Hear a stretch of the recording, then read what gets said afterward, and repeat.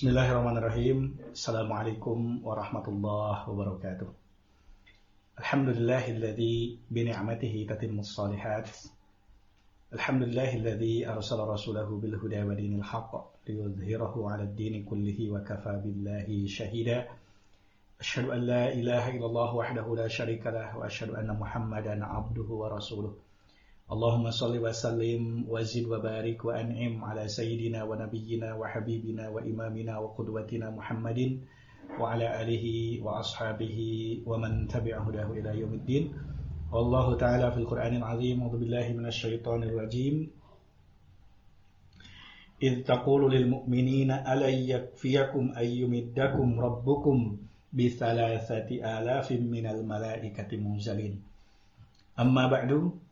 Sahabat inspirasi yang dirahmati Allah Subhanahu wa taala, alhamdulillah bersyukur kita pada Allah Subhanahu wa taala yang telah memberikan kesempatan kepada kita semua untuk mengisi bulan Ramadan dengan amal-amal ibadah yang diperintahkan oleh Allah Subhanahu wa taala di tengah keterbatasan hari ini untuk memaksimalkan ibadah kita di bulan Ramadan ini. Mudah-mudahan tidak mengurangi semangat kita, tidak mengurangi kekhusyuan kita dalam menjalankan ibadah pada Allah Subhanahu wa taala.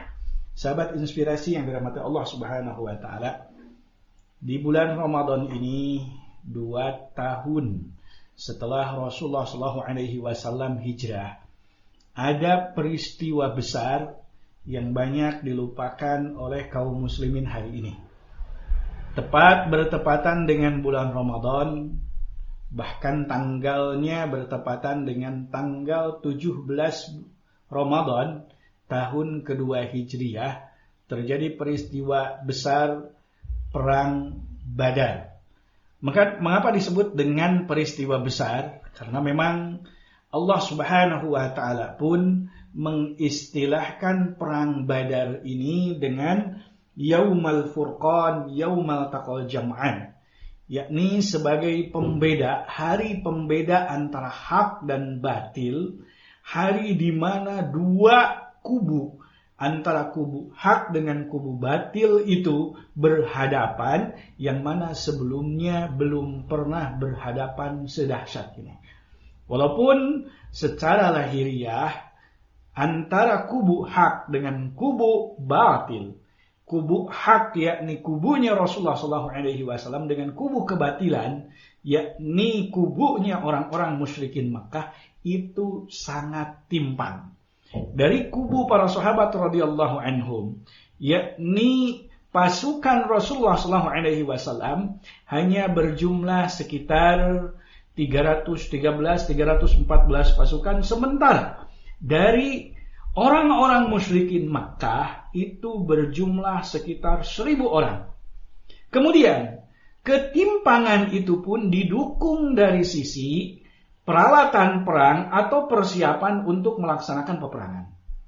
Dari orang-orang musyrik, memang mereka datang ke Badar itu untuk perang dengan persiapan logistik yang melimpah, sampai mereka tiap harinya menyembelih 9 atau 10 ekor unta. Saking berlimpahnya logistik yang mereka bawa. Kemudian dari segi persenjataan, karena memang mereka berangkat betul-betul untuk perang. Sementara kalau lihat kaum muslimin, sahabat Rasulullah SAW, ternyata yang menjadi latar belakang perang Badar ini, para sahabat beserta Rasulullah SAW itu berangkat dari Madinah bukan untuk perang. Sehingga persenjataan pun yang dibawa hanya sekedar pedang yang disarungkan. Sementara zaman itu yang namanya pedang disarungkan itu sebagai aksesoris, yang mana siapapun ketika pergi kemanapun pedang itu dibawa. Mungkin kalau hari ini mah orang kayaknya mati gaya kalau nggak bawa HP begitu. Sehingga banyak orang yang mengatakan lebih baik ketinggalan dompet daripada ketinggalan HP. Nah, pedang itu pada zaman dulu ibarat HP hari ini sepertinya. Ya, yang kalau ketinggalan pedang itu kayak kita ketinggalan HP ketika pergi sekarang gitu. Nah, sehingga apa? Kalau pada saat itu memang para sahabat membawa pedang yang disarungkan, itu hanya sekedar aksesoris, bukan untuk senjata perang.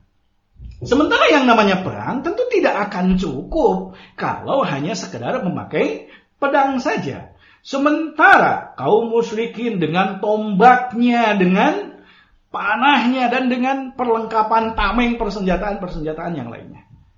Sehingga sahabat inspirasi yang dirahmati Allah Subhanahu wa taala, ternyata yang melatar belakangi perang Badar ini supaya kita paham, supaya kita tidak menuduh seperti halnya orang-orang sepilis menuduh kaum muslimin bahwa umat Islam ini disebar dengan peperangan, sehingga sampai ada yang menuduh bahwa Islam ini tersebar dengan peperangan, dan Rasulullah SAW pun melakukan terus peperangan,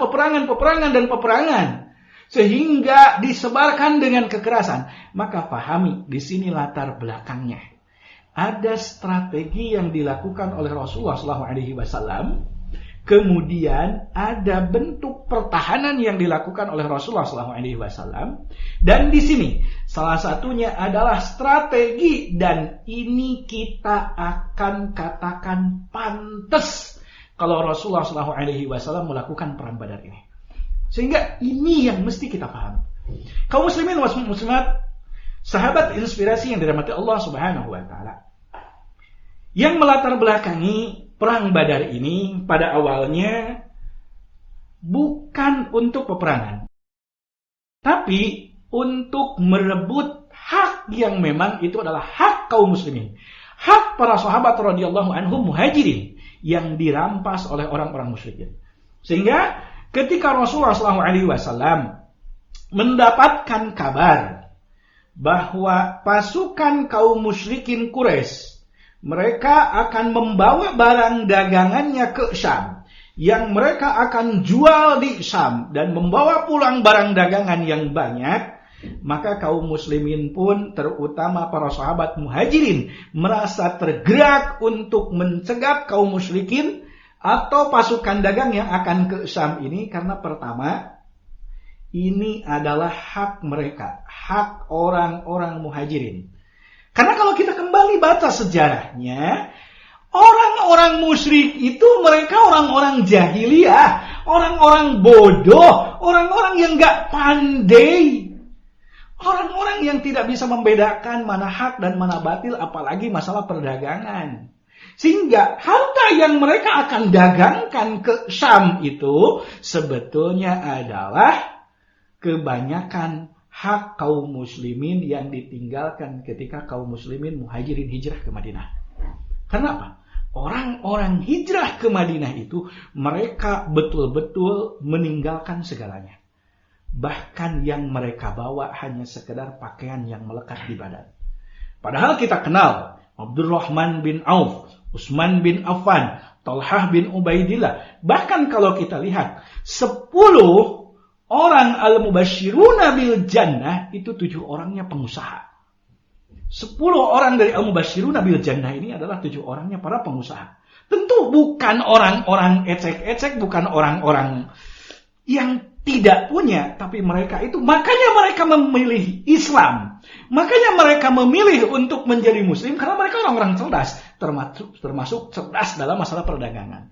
Jadi yang akan didagangkan, yang akan dibawa ke Syam itu sebetulnya hak kaum muhajirin, yang dirampas pada saat kaum muslimin muhajirin itu hijrah ke Madinah. Sehingga kalau sekarang ada kesempatan untuk merampasnya, sejatinya bukan merampas hak milik orang lain, tapi apa? Itu sebetulnya milik kaum muslimin. Itu yang pertama. Kemudian yang kedua, kalaupun ini wilayah merampas, ini ada strategi yang dilakukan oleh Rasulullah SAW untuk melemahkan ekonomi orang-orang kafir. Karena apa? Orang-orang kafir itu orientasi hidupnya adalah dunia. Orang-orang kafir itu orientasi hidupnya adalah harta. Sehingga kalau hartanya ini diambil, padahal sejatinya bukan segala-galanya bagi mereka, tapi Tapi kalau sedikit saja dari orang-orang kafir itu diusik dari hartanya yang menjadi orientasi hidupnya, maka mereka akan kelabakan. Itu yang menjadi strategi Rasulullah SAW. Terlebih memang yang akan diambilnya ini adalah hak para sahabat radhiyallahu anhum, adalah hak kaum muslimin. Sahabat inspirasi yang dirahmati Allah Subhanahu wa taala. Maka dari ini kita lihat hal ini pun ternyata sangat disadari oleh orang-orang musyrikin Makkah. Sangat disadari oleh orang-orang musyrikin Makkah bahwa pada sebelum-sebelumnya, ketika sebelum-sebelumnya, yakni sebelum kaum muslimin hijrah ke Madinah, yang dulu namanya adalah Yathrib, maka jalur perdagangan ini, itu jalur utamanya adalah melalui Madinah. Selain memang jalur utama perjalanan menuju Syam, Madinah ini pula menjadi salah satu destinasi transitnya perdagangan ketika menuju Syam. Tapi hal ini orang-orang musyrikin Makkah pun sangat pahami. Sehingga mereka pun mencari celah, mencari jalan bagaimana bisa lolos ke Syam tanpa harus melewati Madinah. Maka akhirnya para kafilah dagang ini yang dipimpin oleh Abu Sufyan beserta 40 orang dan mengawal 1000 ekor unta dengan penuh barang dagangan yang akan dibawa ke Syam, itu menggunakan jalur barat dari Madinah. Jalur barat Madinah sebelum pesisir Yambu, mereka ke arah Yambu, kemudian akhirnya pada awal yang disebut dengan istilah Badar pertama, ya, yakni para sahabat mencoba untuk mencegat pasukan dagang yang akan berangkat ke Syam. Ternyata Abu Sufyan sangat menyadari akan bahaya ini, yang akhirnya Abu Sufyan pun memilih jalur, memilih dagang, dan dengan strategi yang sangat luar biasa akhirnya bisa lolos ke Syam. Kemudian, kalau boleh saya istilahkan, berarti para sahabat pada saat ini kecolongan, yakni musuh lolos begitu saja. Dan ini tentu menjadi pelajaran berharga, pelajaran penting agar kegagalan ini tidak terulang lagi. Sehingga Rasulullah SAW terus menggunakan mata-matanya dari para sahabat radhiyallahu anhum untuk terus mencari informasi kapan pulangnya pasukan Abu Sufyan ini.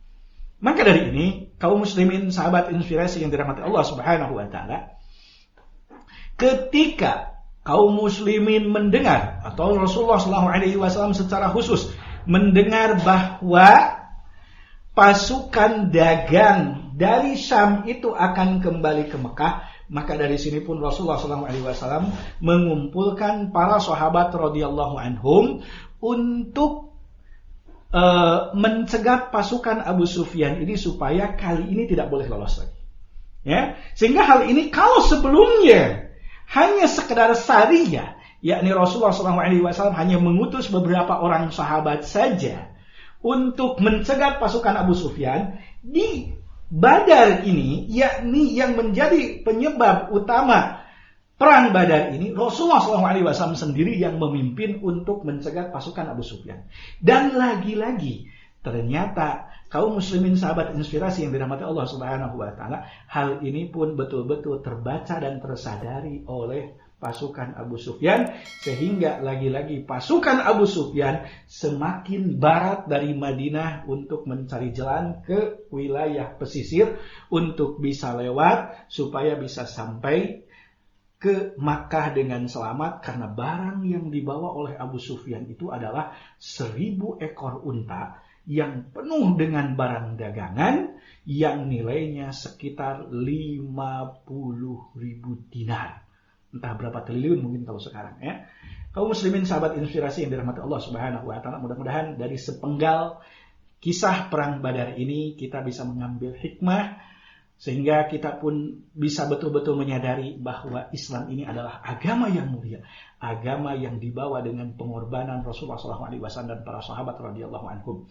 Sehingga izzul Islam, keagungan Islam ini tidak akan betul-betul dirasa tanpa yang namanya perjuangan. Maka pelajaran yang paling berharga ketika kita dengan bangganya mengaku umat Rasulullah SAW, maka kita pun harus siap berjuang dengan apapun potensi diri kita yang mampu untuk kita sumbangkan untuk izzul Islam wal muslimin. Amin ya Allah ya Rabbal Alamin.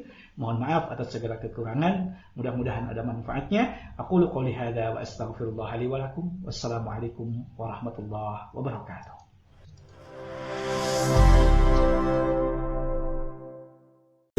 Program ini didukung oleh Tawaf Jawa Barat, kreasi berbagi tiada henti.